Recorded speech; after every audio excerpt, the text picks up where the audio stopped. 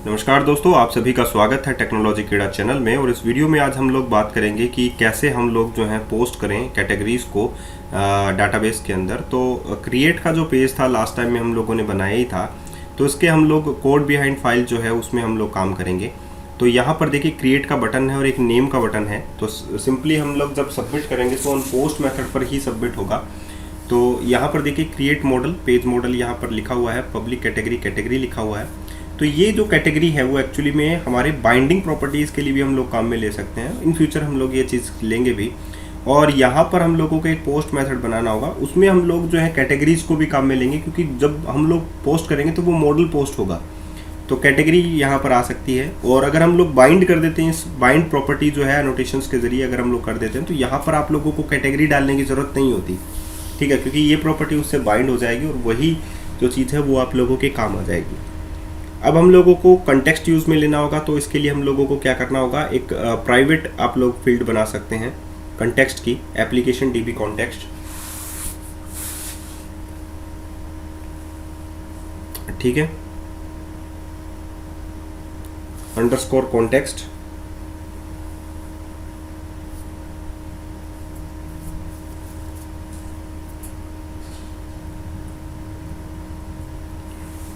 तो यहाँ पर हम लोग क्या काम में ले रहे हैं, देखिए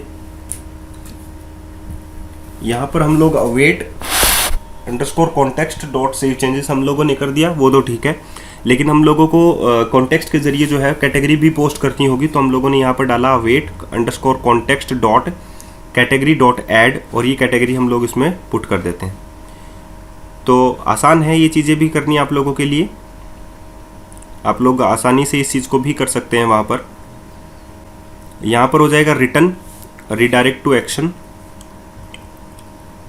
रीडायरेक्ट टू एक्शन नहीं करना है क्योंकि हमारे पास एमवीसी मॉडल नहीं है, रीडायरेक्ट टू पेज करना है, और ये इंडेक्स पेज पर आप लोगों के रीडायरेक्ट हो जाएगा। तो अभी आप लोगों ने देखा कि कैसे कैटेगरी को पोस्ट किया जाता है। तो ये जो प्रोग्राम है, ये छोटा सा प्रोग्राम है, छोटा सा कोड है, लेकिन आप लोगों के लिए काम का है। और आप लोग इसको रिपोजिटरी पैटर्न के थ्रू भी करेंगे तो भी आसानी से ये हो जाएगा, ठीक है। अभी हम लोगों ने यहाँ पर वैलिडेशन नहीं अप्लाई किया है, तो इस वीडियो में मैं आप लोगों को बताऊंगा वैलिडेशन के बारे में भी, सर्वर साइड वैलिडेशन और क्लाइंट साइड वैलिडेशन दोनों के बारे में, और वो आप लोग आसानी से सीख भी जाएंगे।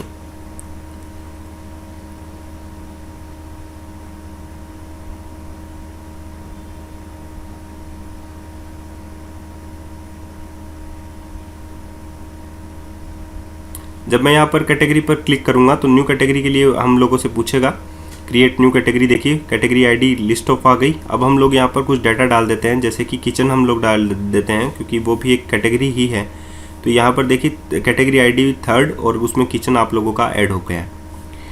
तो ये इस प्रकार से आप लोग जो हैं इसमें डाटा डाल सकते हैं। तो यहाँ पर देखिए मैंने पैरामीटर के अंदर कैटेगरी डाला है, और इस कैटेगरी को आप लोग बाइंड प्रॉपर्टी के जरिए, बाइंड प्रॉपर्टी का नोटेशंस होता है जो इससे बाइंड हो जाएगा। तो जहाँ जहाँ हम लोग काम में लेंगे और जहाँ जहाँ कैटेगरी की वैल्यू अपडेट होती जाएगी, वैसे वैसे ये कैटेगरी जो है आप लोगों के लिए काम आती जाएगी। तो बाइंड प्रॉपर्टी अगर आप लोगों ने इस कैटेगरी को कर दिया तो यहाँ पर आप लोगों को डालने की ज़रूरत नहीं है। सिंपल सी बात है। तो आप लोगों को यही कैटेगरी जो है एक्चुअल में अब आपको काम में लेनी है, ठीक है। तो इसको मैं स्टॉप कर देता हूँ, और यहाँ पर जो ब्रैकेट है उसमें आप लोग ये कैटेगरी डाल सकते हैं।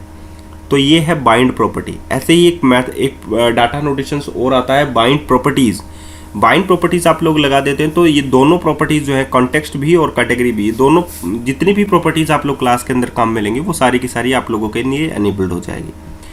तो अब आप लोग दोबारा से इसको रन करके देख सकते हैं कि बाइंड प्रॉपर्टी जो है वो काम में आ रही है या नहीं आ रही है। तो ये तो था दोस्तों कि बहुत ही अच्छा सा काम, छोटा सा काम था, लेकिन आप लोगों के लिए बहुत ही ज़्यादा फ़ायदेमंद है। और मैं ये कहूँगा कि हर एक पार्ट को, हर एक चीज़ों को थोड़ा थोड़ा अगर आप लोग सीख लेते हैं तो आप लोगों के लिए बहुत ज़्यादा काम की भी चीज़ बन जाती है।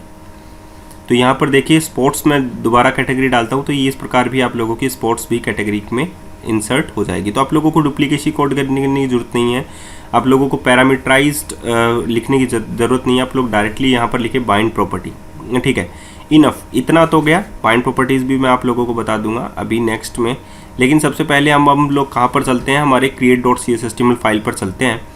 और यहाँ पर हम लोग देखिए पेज हमारे पास है, create.cshtml का भी है और index.cshtml का भी है। लास्ट टाइम हम लोगों ने ये देखा था कि जो कैटेगरी मॉडल है हमारे पास उसमें रिक्वायर्ड यहाँ पर है, तो हम लोग क्या देखेंगे, अब सर्वर साइड वैलिडेशन देख लेते हैं। सर्वर साइड वैलिडेशन जब हम लोग पोस्ट करेंगे तो यहाँ पर मॉडल की स्टेट चेक करता है, जैसे कि MVC पैटर्न के अंदर भी चेक होता है model state dot is valid. अगर वो वैलिड है तो ये चलेगा, अदरवाइज वो नहीं चलेगा तो वो फॉल्स रिटर्न कर देगा। ठीक है, एक बात मैं आप लोगों को बता देता हूँ कि ये जब रिटर्न करेगा तो पेज ब्रेक हो जाएगा, है ना। तो ये पेज ब्रेक नहीं होगा, यहाँ पर रिटर्न और पेज पर डायरेक्टली उसी पेज पर ये रिडायरेक्ट हो जाएगा ऑन पोस्ट के ऊपर ही। तो हम लोगों ने ऐसा कुछ कर दिया इस पर। ठीक है, तो ये भी आप लोगों को समझ में आ गया होगा। ठीक है, test razor pages dot web,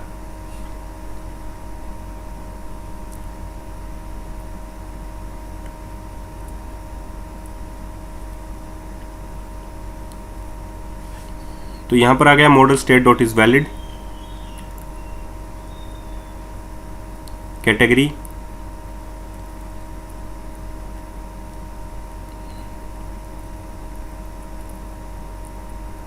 यहाँ पर आ गया create new category.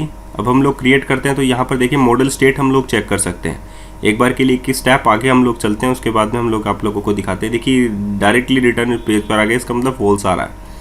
Error count 1 आ गया आप लोगों के पास। और रिजल्ट व्यू में अगर आप लोग देखें तो यहाँ पर इनवैलिड आ रहा है नेम, कैटेगरी का जो नाम है वो इनवैलिड है, डायरेक्टली आ रहा है सबकी नेम, और यहाँ पर आ रहा है इनवैलिड। व्यू जो वैलिडेशन स्टेट है उसकी वो इनवैलिड आ रही है। तो प्रॉपरली आप लोगों को ये चीज़ समझ में आ गई, वेरी गुड, बहुत ही अच्छी चीज़ है जो आप लोगों को समझ में आ गई।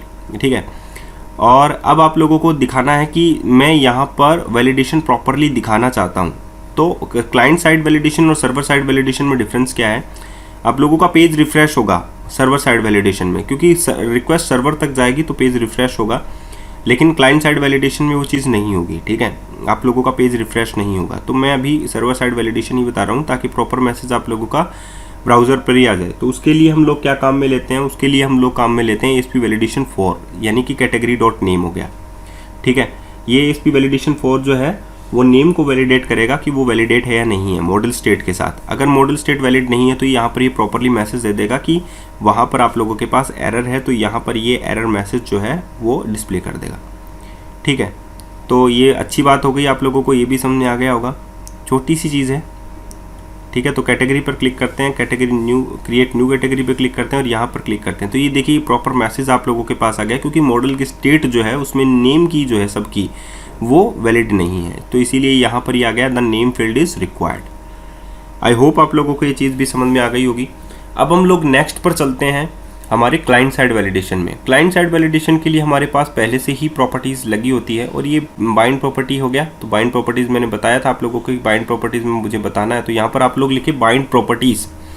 अब हमारे पास 2 प्रॉपर्टीज़ हैं इसमें, कैटेगरी और कॉन्टेक्स्ट। वैसे तो आप लोग कितनी भी कैटेगरीज अगर प्रॉपर्टीज़ बनाएंगे, सॉरी एक ही प्रॉपर्टी है गेटर एंड सेटर, लेकिन आप लोग यहाँ पर बाइंड प्रॉपर्टीज़ लिखेंगे। अगर आप लोगों को ग्लोबली बनाना है यानी क्लास के ऊपर बनाना है तो आप लोग लिखेंगे बाइंड प्रॉपर्टीज़। ठीक है, तो यहाँ पर ये तो बाइंड प्रॉपर्टीज़ वाला हो गया।